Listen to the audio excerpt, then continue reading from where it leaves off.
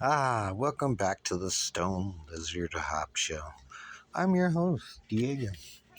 I'm standing here with my employee right here, Runt, and my other employee, Tinky Winky George.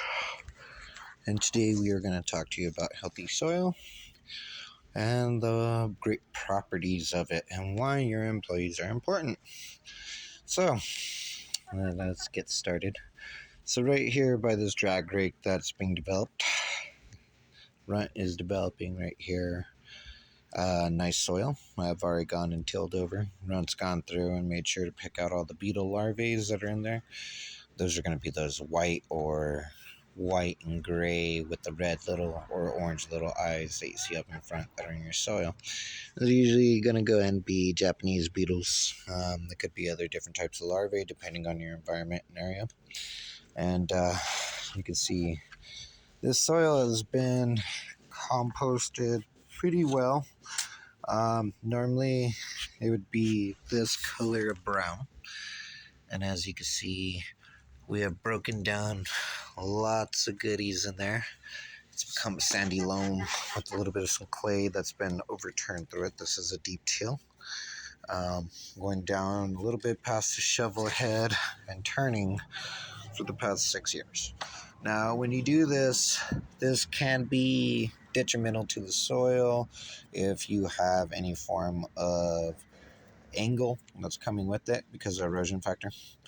And you'd want to roll it over, leave it loose throughout the winter. That way it could take in all that rain and snow. And then after that, you'd want to plane it and then use it if you're at that type of moment.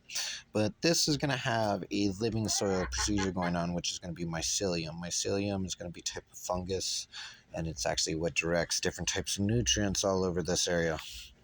Runt right here is being a very good employee, and she has gone through and spun around a lot of this soil to be able and create that mycelium spread instead of it doing it naturally and having to create a network. From there, it has broken it down and it's going to spread further, and it will take over, and whatever nitrogen she leaves out there will get absorbed into the soil.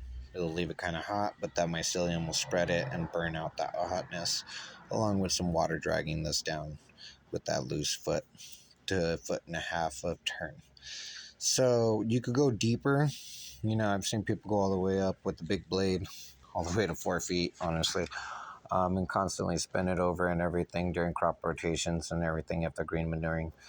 And that's going to allow the plant material that's spun into the soil to break down in that soil while you grow a crop on top. So then you're getting nutrients, nitrates, ammonias, high irons, different stuff all along the way with that type of product doing that. There's many forms of ways of doing this with your soil, but your soil health is where it all starts to get great plants. I live in a high desert environment, judging by the yucca and the cactus you see there in the background. And we get frost, but not much snow because I'm inside like the bowl of the state. And we get like maybe 1 to 6 snow days in grand total where I am, if I'm lucky. And that's on a good year. Rain amount, probably about 3 to 4 inches, I think, is what we get on average. So you want to be able to develop stuff that can be able to survive in this type of environment and harsh, arid environment at that. And at that point, this allows you to be able to grow what you need for your family, sales, or just hobby, or just for orientation. And you want the best type of product, soil, water retention, all that stuff is going to be the winning mix to keep you going. So follow along. You'll be able to see what we grow out here in this box. So I'll show you how to be able to create a corral loft to keep your employees out of it. That way they're not messing up the crop at the time. And at that point, you'll be able to see what you're able to withhold and withgrow. And this is going to be on the northern end of this building.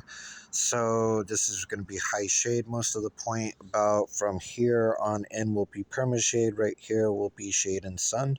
So we'll figure out 2 differences in between that bracket. And you'll be able to learn what you could grow in perma-shade and where you could go and grow and in-betweens for short light times.